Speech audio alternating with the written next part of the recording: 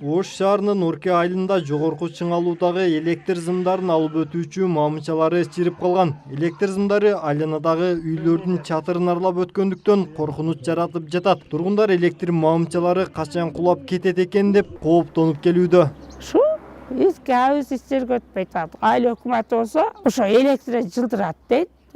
10 ай болду, 10 ай арызданганыбызга. Усталбай жараксыз болуп калганда кошуналары жүргүлө, ушу жыгылып калса шамалда баарыбызга зыян, мына высокий вод десек, ол баардыгы тирикчилик кылабыз деп барбады. Ушу биздин үйдүн ичинде турган үчүн бизге эле керек экен да.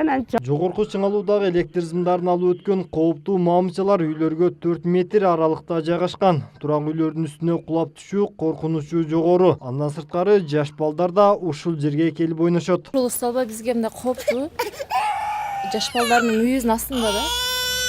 Ошону иланчысы алып, биремизге азык стандарттын азыгы заманга неме жаша, неме столбо коюп берсеңиздер. Ошо жаш бала арасында эки үйгө ошондо кооптуу. Ар кандай болушу мүмкүн да, туурабы? Авария болушу мүмкүн. Ошон үчүн муну жылдырууга неме болсо арызданса, арыз аткарылбай атат да. Ушуну өзгөртүш керек да, кыскасы. Башка жака жылдырыш керек. Көбүнчө кооптонуу шамал болгон учурда пайда болот. Тургундар чирип калган мамычаларды башка жакка жылдыруу же алмаштыруу боюнча бир канча жолу бийликтегилерге кайрылышкан, бирок майнап чыкпай келет. Жеринде барып тактаганда бул жашаган үйдүн жанынан атай 4 метр жер калтырылган. Ошол жашоочулардын үйүнүн жанынан өтпөйт.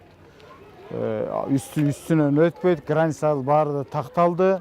Бүгүнкү күндө ошол жерде чирип калган столбаны атай алмаштыруу максатында ошол электро акционерлик коомунан столбалар келип бул жерге түшүрүлгөн. Ал эми Ош электр чирип калган электр мамычалары 1960-жылдары орнотулуп, азырга чейин алмаштырыла элек дегенин билдирди. Кооптуу мамычалар эмнеге алмаштырылбай жаткандыгы боюнча так жооп бере алган жок. Бирок жылдын аягына чейин алмаштыруу планга киргенин айтты. Линияны ошо сыртка чыгар, башка жакка котор деген бул негизи өзү туура эмес болот. Негизи ошол линиялар, картага кирген линиялар ошо жердин топографиялык картасына кирген. Мына Ош шаарынынчы.